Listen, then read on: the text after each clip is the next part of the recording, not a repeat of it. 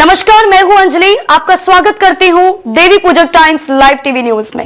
आइए रुक करते हैं आज की प्रमुख खबर पर। एकनाथ शिंदे गुट के मंत्री को देवेंद्र फडणवीस ने क्यों दी थी नसीहत, खुद मिनिस्टर ने बताई इनसाइड स्टोरी। महाराष्ट्र में एकनाथ शिंदे और देवेंद्र फडणवीस की लीडरशिप में बनी सरकार में पहली बार आपसी मतभेद देखने को मिले हैं।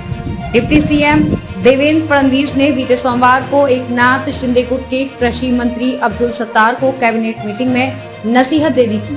इस दौरान खुद सीएम एकनाथ शिंदे और राज्य सरकार के वरिष्ठ अधिकारी मौजूद थे। सीएम अथवा डिप्टी सीएम से चर्चा किए बिना ही अब्दुल सत्तार की ओर से सीएम किसान सम्मान योजना का ऐलान करने पर फडणवीस ने ऐतराज जताया था। उन्होंने कहा था कि अपने विभाग की योजनाओं की घोषणा करते समय आपसे अपेक्षा की जाती है कि आप पहले मुख्यमंत्री या फिर उप मुख्यमंत्री से चर्चा करें। उप मुख्यमंत्री देवेंद्र फडणवीस ने जल्दबाजी में घोषणा करने वाले मंत्री को कठोर शब्दों में नसीहत दी थी। अब कृषि मंत्री अब्दुल सत्तार ने आज उसी बैठक की अंदरूनी कहानी बताई। उन्होंने कहा कि मैंने नीतिगत निर्णय की घोषणा नहीं की थी, मैंने केवल मीडिया के सामने अपने विचार व्यक्त किए थे, लेकिन मीडिया की ओर से इसे योजना के ऐलान की तरह चला दिया गया, इसे गलत संदेश गया था। उन्होंने कहा, भले ही मैंने अपना विचार व्यक्त किया था, लेकिन मुख्यमंत्री और उप मुख्यमंत्री की मंजूरी के बिना कुछ नहीं होता। ये सच है।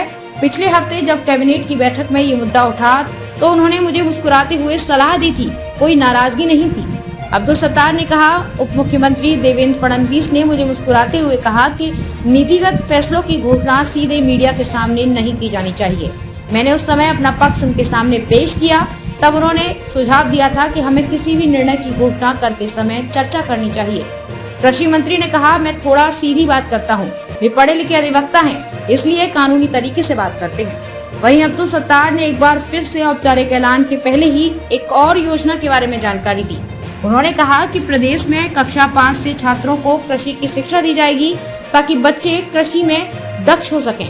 कृषि मंत्री सत्तार ने ये भी कहा है कि हम इस बारे में शिक्षा मंत्री से बात करने जा रहे हैं और इस मामले को मुख्यमंत्री और उप मुख्यमंत्री के कानों तक भी पहुंचाएंगे। खबरों में अब तक के लिए बस इतना ही। मिलते हैं फिर किसी खास खबर के साथ। तब तक के लिए नमस्कार।